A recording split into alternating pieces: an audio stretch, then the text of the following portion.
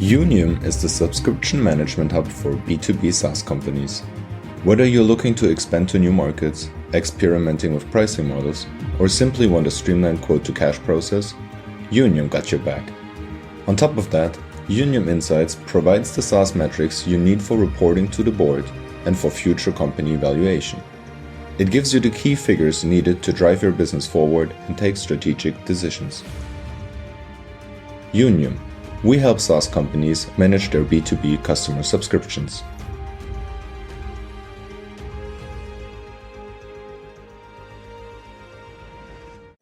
Tvarit is a German deep tech company. Tvarit is a B2B AI SaaS solution that helps metal manufacturing companies reduce energy and quality costs by prescribing optimal machine settings. Tvarit has global enterprise customers in 10 countries and saved more than 14 million for them. Tvarit's focus on sustainable manufacturing has impacted over 55 metal processing plants, reducing their carbon emissions. Our vision is to drive the world towards sustainable and zero waste manufacturing. Visit www.tvarit.com to know more about us.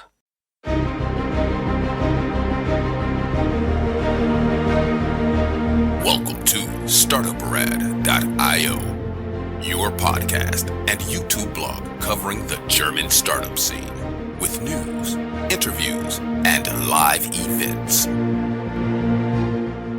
Hello and welcome everybody. This is Joe from Startuprad.io, your startup podcast and YouTube blog from Germany, bringing you again another update with deep ecosystems. And Thomas is here again with me. Hey, how you doing? Hi, how you doing, Joe? I'm doing good. I'm still getting over Corona, so really sorry if I'm not on top of my game here right now. This time we thought instead of boring statistics, we bring you a little bit deeper insight before we meet again end of January to get you the review of 2022. So when I've been digging through your very, very extensive reports, I do believe it had something like 120 to 150 slides containing lots of data. Yes, exactly. And I realized there's something different. That's where the headline of today is coming from, since you realized over the years that in Europe you don't have like the single full-fledged startup hubs like you have in the US, especially Silicon Valley Bay Area, but you rather have a network of hubs that startups move through in their startup journey to achieve different stages of their startup life. So that's why we will be today talking about the network of the European startup hubs here. Yes, this is something that you see in Europe for some time now, that even the big hubs don't reach the same size as in the global competition. So even if you look outside of the Silicon Valley, large hubs around the world reach much, much larger investment sums than the European top hubs like London and Berlin.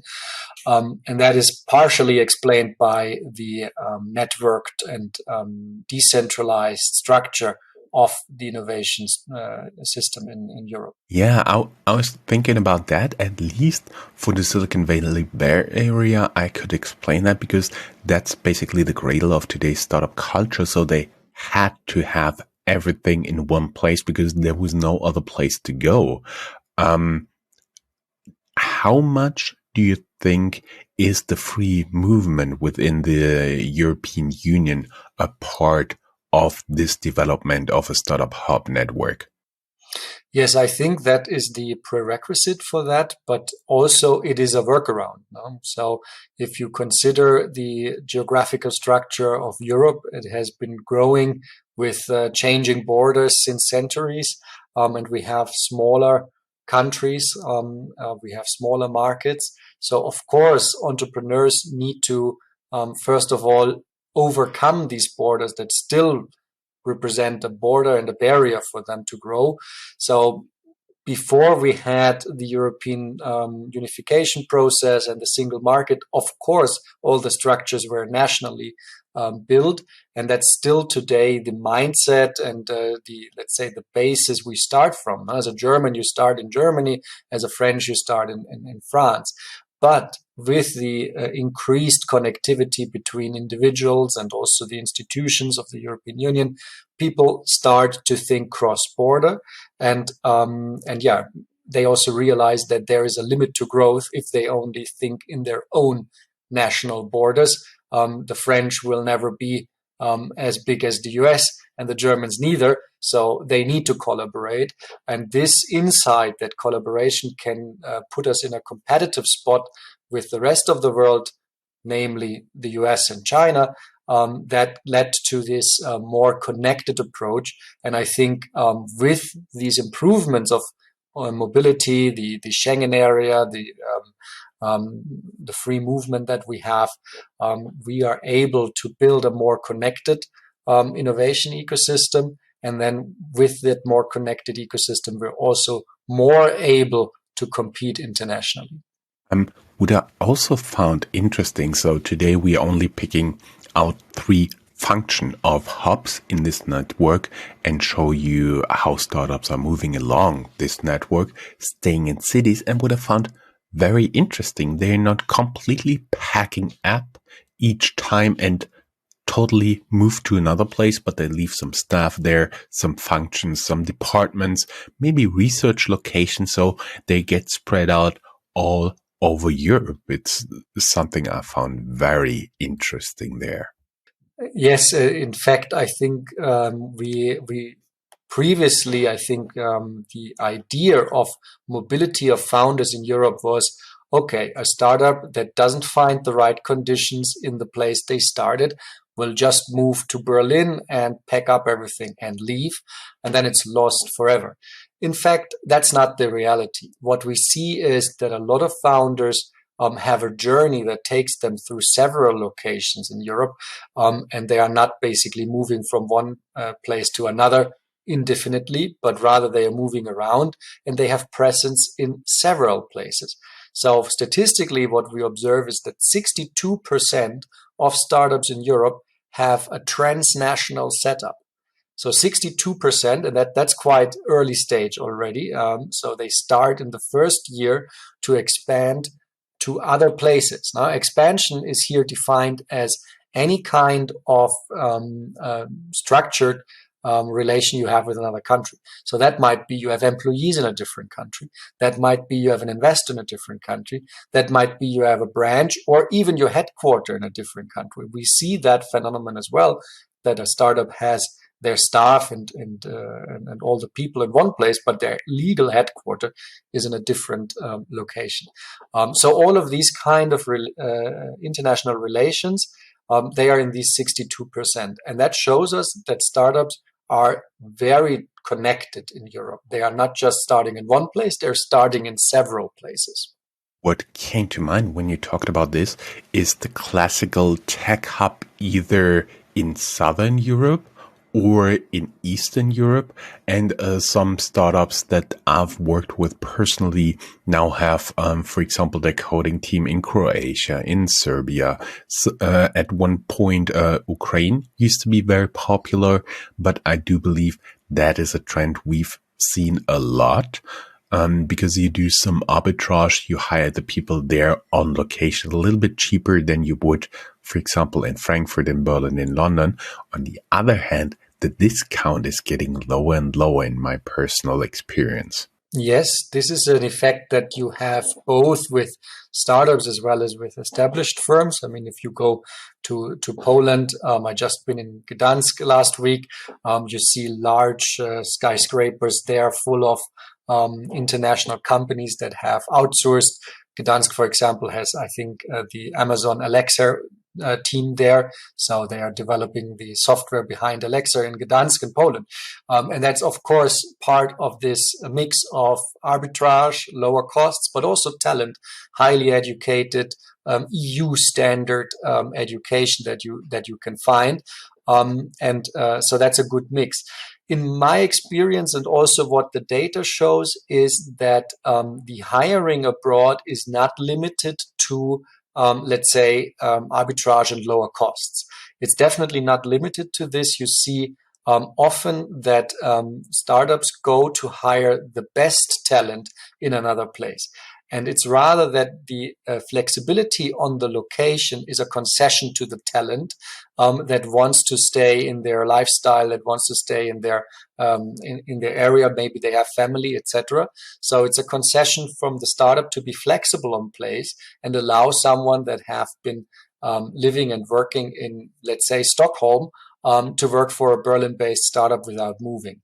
So I think that is a big part of this as well. And we don't only see cost savings, but we see actively internationalization by the startups to attract the best talent in their niche, in their field, that they wouldn't find maybe in the place they started. When I was going through this report, I was curious, how long are you already gathering data on European startup hubs? And when was the first point in time that you realized, oh, this is not competing hubs, this is a journey, this is a network of hubs there? Yeah, in fact, we started in 2016. It was a group of entrepreneurs that later founded the company Deep Ecosystems. But before, it was really a project that entrepreneurs in Europe from different places, actually from Italy, Germany, Poland, the UK, came together and said, we know so little about each other. Back then, London was not yet like so clearly the leader. It wasn't completely clear that it will be a big startup hub. In Berlin, similar. We knew something's happening, but still people were thinking, what's happening there? I have no idea. If I'm in Milan, I wouldn't know what's happening in Berlin. There was no visibility. There was no transparency.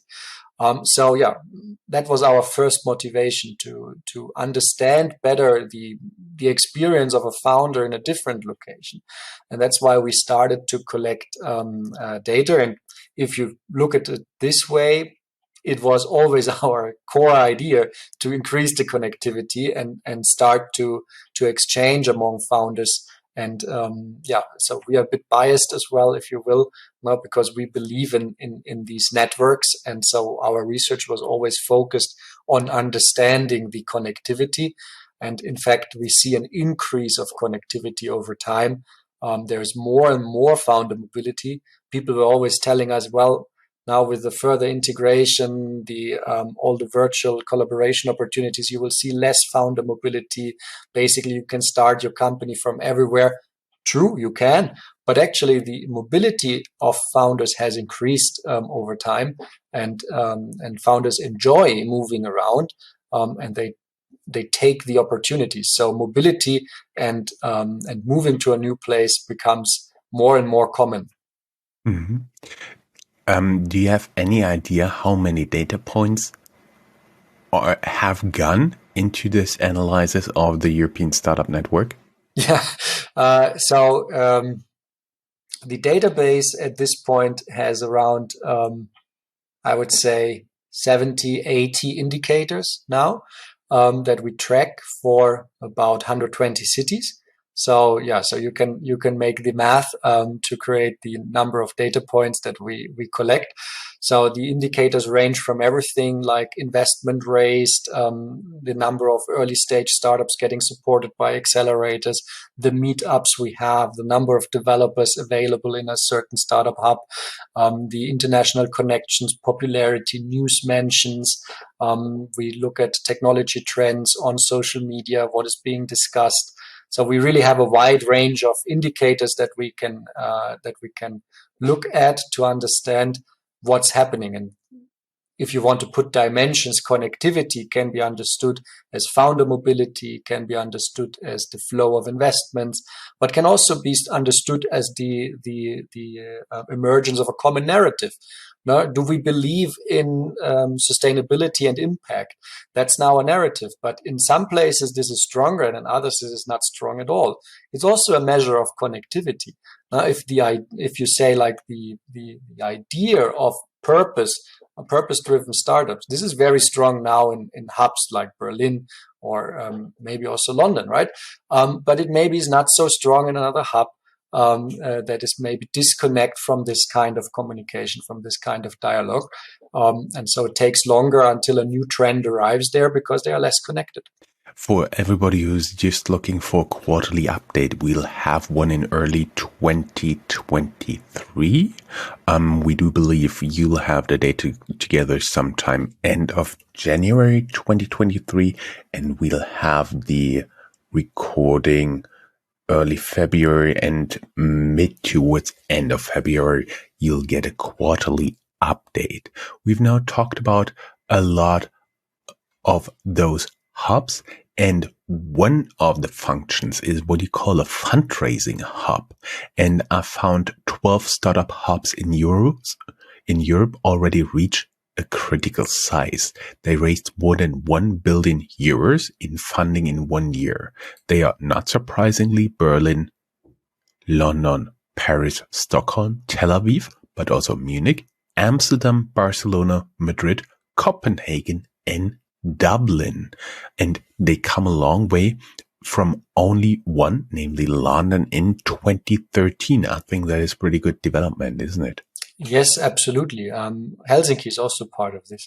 So it's a part of the democratization of innovation in Europe. Now you see more hubs reach critical size. Now, is 1 billion a lot or is it not? You can discuss. On a global scale, it's not a lot. No, so you're not competing yet with New York and Silicon Valley. If you raise 1 billion, you're still far. London, for example, had, I think, 12 or 13 billion in 2021.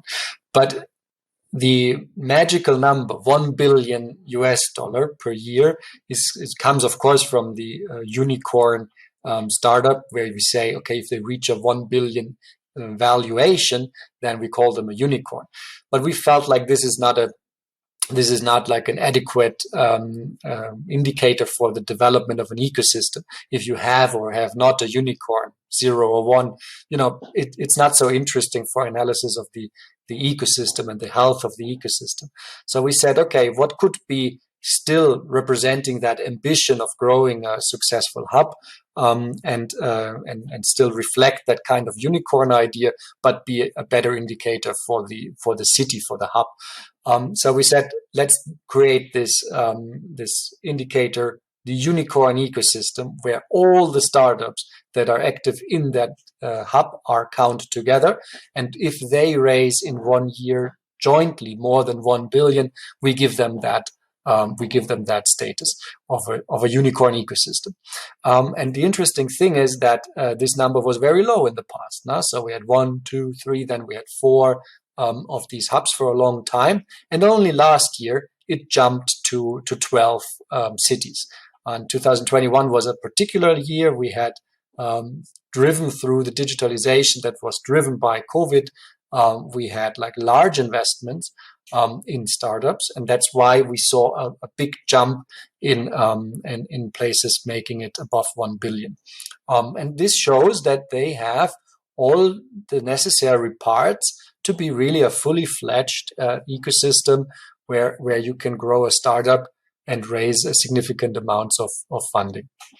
That sounds pretty good, especially the growth. I do believe 2022 will not be such a great year, and there may be a few less startup hubs reaching this 1 billion, but I do believe they'll be coming back. As we said, we have a few functions now picked out here. I found 3 stages in your report especially interesting.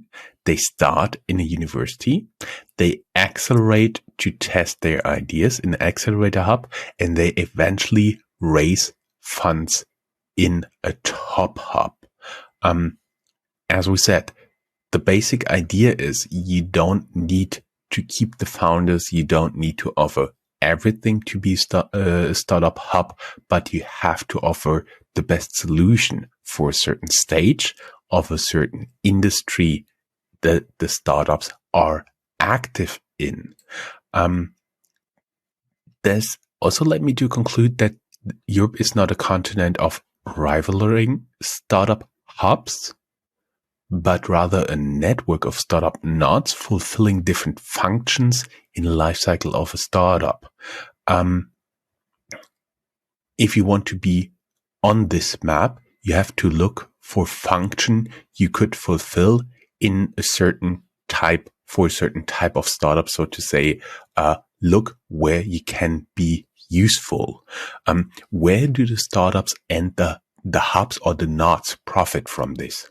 Yes, you described this very well. We see like these journeys. No, the startups are coming out of very good universities that maybe not located in business hubs. Now we have the example of for example, here, Lausanne. Startups might come out of Lausanne, which is a fantastic city, and it's in Switzerland, which is economically strong, of course. But Lausanne is not like the same as Munich or London, right? In terms of business connections and market access, etc. So you have like very interesting universities that produce very bright entrepreneurs and also give them already an entrepreneurial mindset.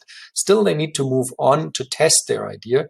And other hubs might have specialized in supporting startups in the first steps of market testing, finding a product market fit.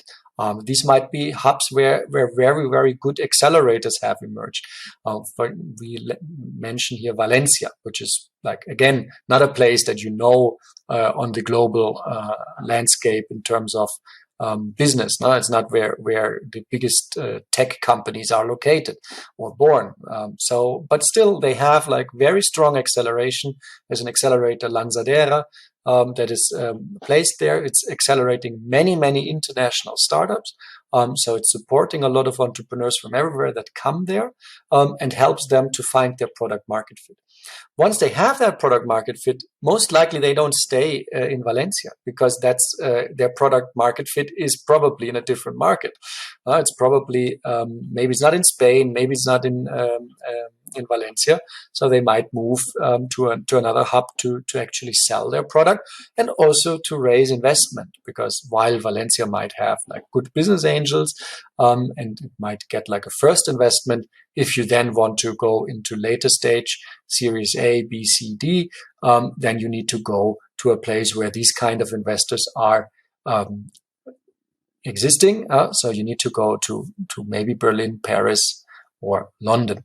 So you see that journey, and startups go through these kind of steps, and they give back, of course, to all of the places they have touched.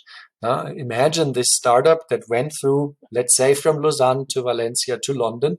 Once they receive their 100 million investment, they will, of course, have still connections in these places. And when they need to quickly invest in the growth of their company, they will make use of the networks and capabilities that they have met and found in all of these places. They will come back to the university, to the professor, and ask, what talent can I hire? Because you know them, you taught them.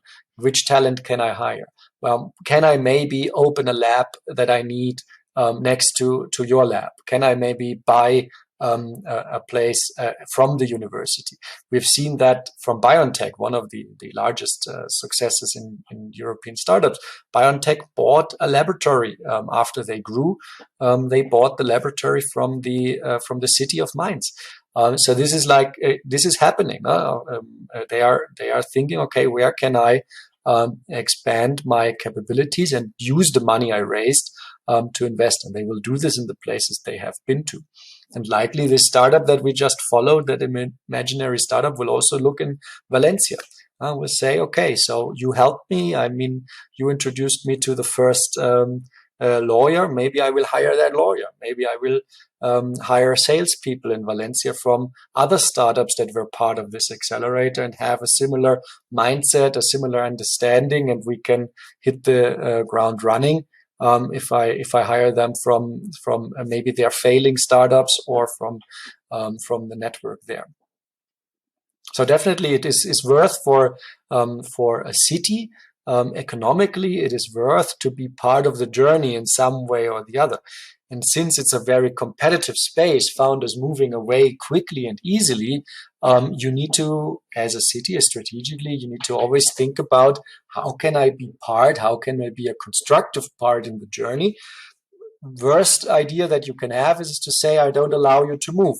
I only work with startups that will be from the date they are born till the date they die in one location. If you only want to work with those and you're not in the top hub, most likely you will not work with very successful founders.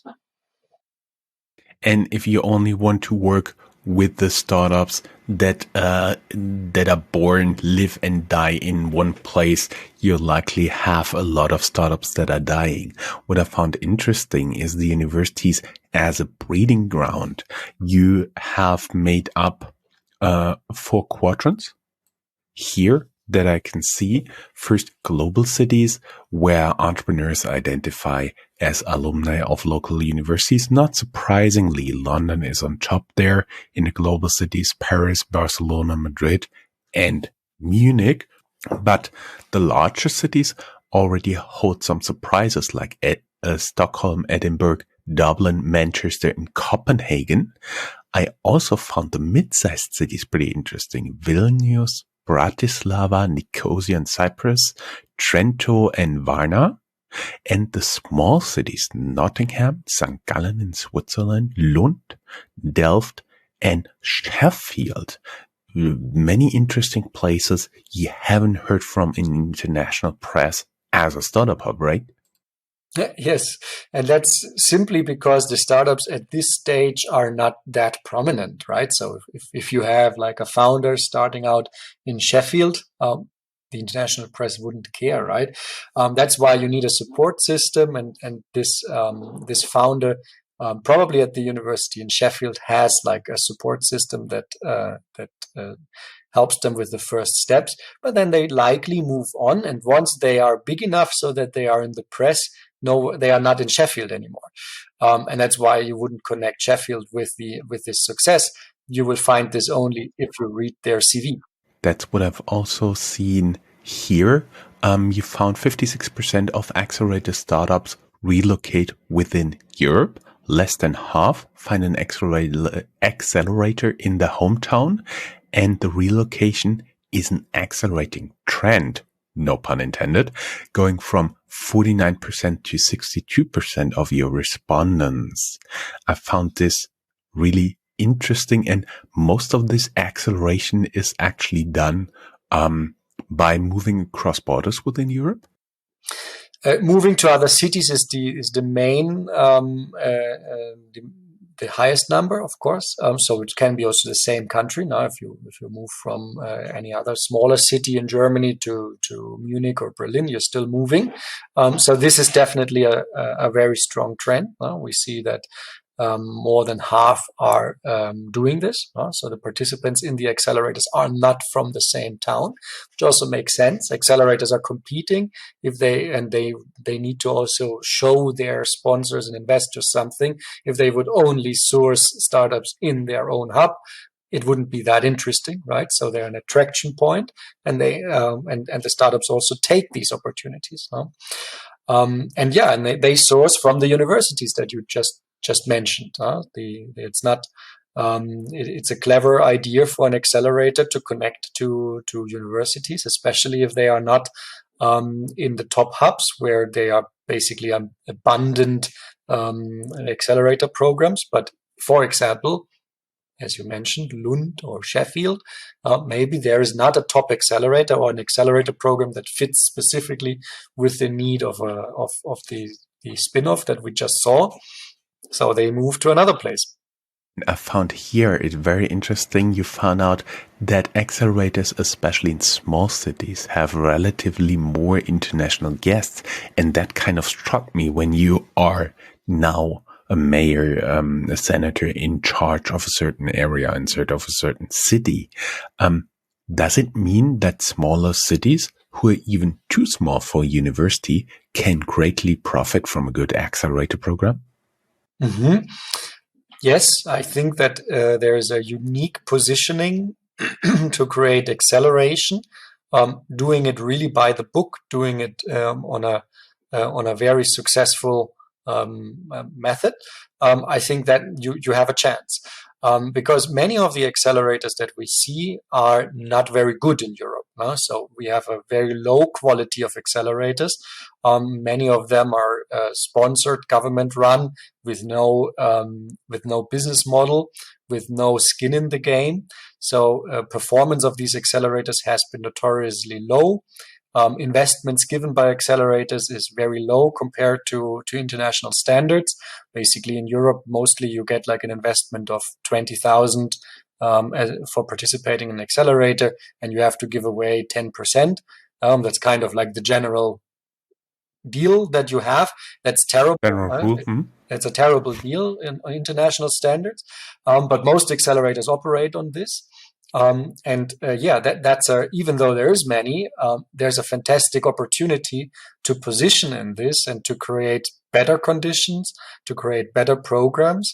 And where this happens is not so important as we see, because these accelerators are often working on product market fit. You basically you need like the right coaches, you need to have the right network, yes, but it doesn't have to be in the top hub. Now it can be also in Valencia. So there you can very, very nicely work on your product market fit. That's not a restriction. So in the end, positioning in this is a clever strategy. And I found also another analysis from you guys, the international participation by accelerators in absolute numbers. Not surprisingly, number one is London, Paris, Berlin, Munich. But then I found interesting, Lausanne as 1, 2, 3, 4, 5th. Number 6 is Amsterdam, Oslo, Barcelona, Copenhagen, Zurich. We haven't had on the list. Stockholm, Riga, again Valencia, Vienna and Lisbon. So they're drawing in a lot of international entrepreneurs, a lot of international talent, just by providing good acceleration ecosystems, you have to call it, right?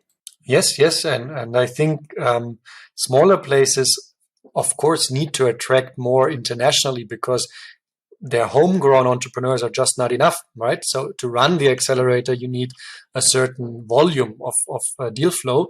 And so you need to actively go out and run campaigns and look for participants outside. So that definitely is a challenge. I mean, another example is Berlin. In Berlin, you have a Gründerstipendium, which is a stipend plus accelerator program that's sponsored by the city government.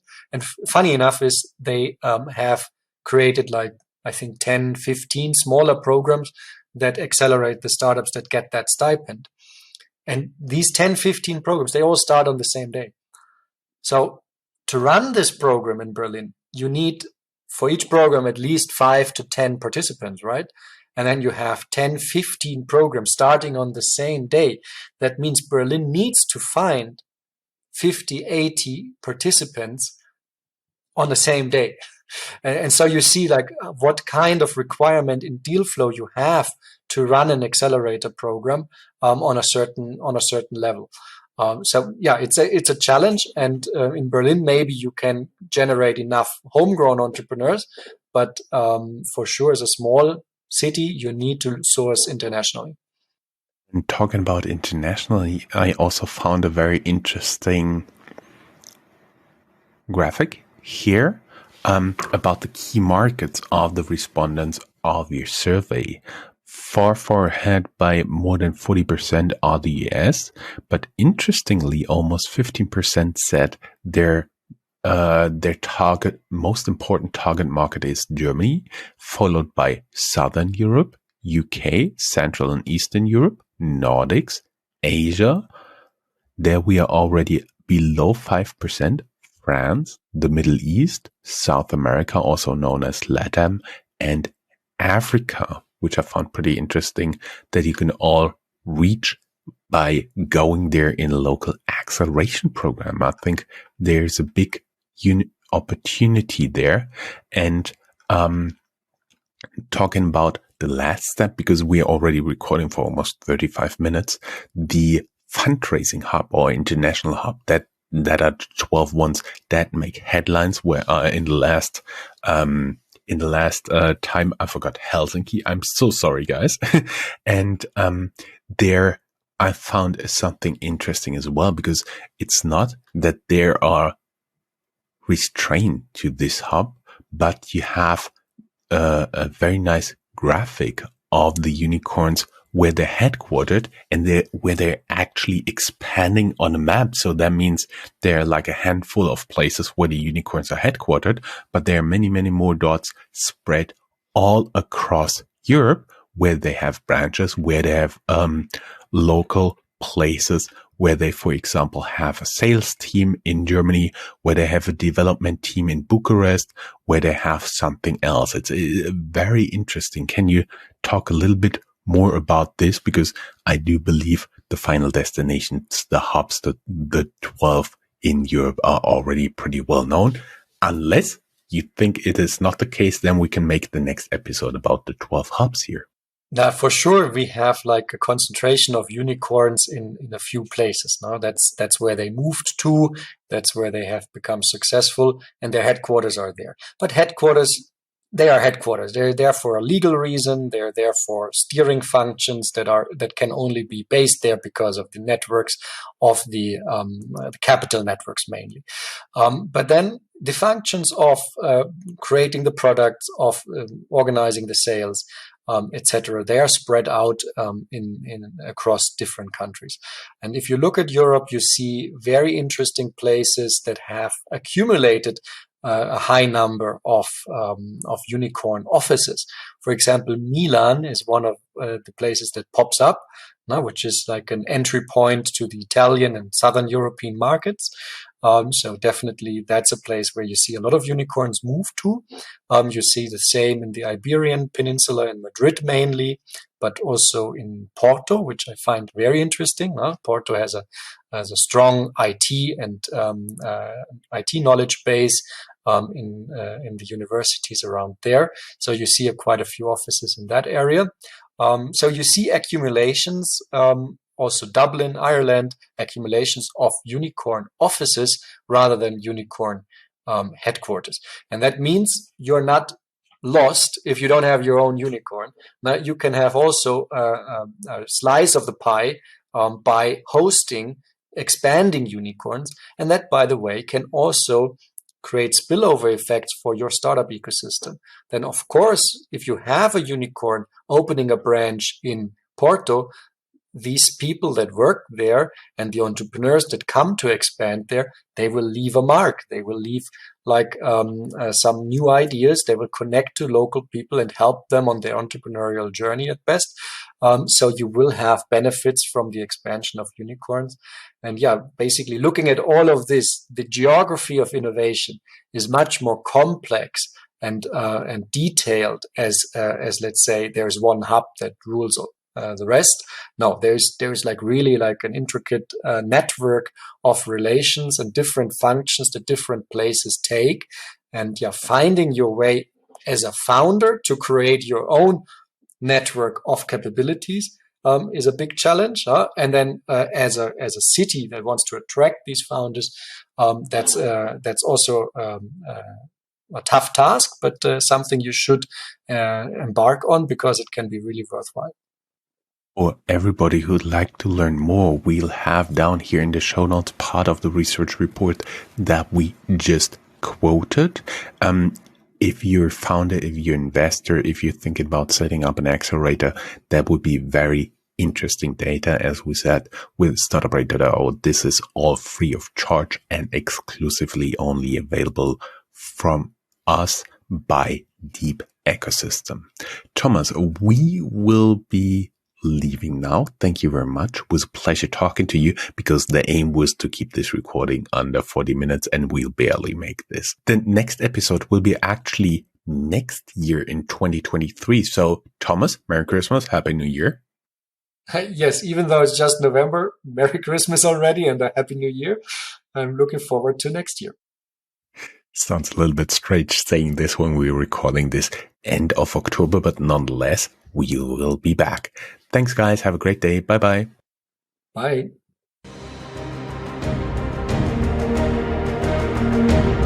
That's all, folks. Find more news, streams, events, and interviews at www.startuprad.io. Remember, sharing is caring.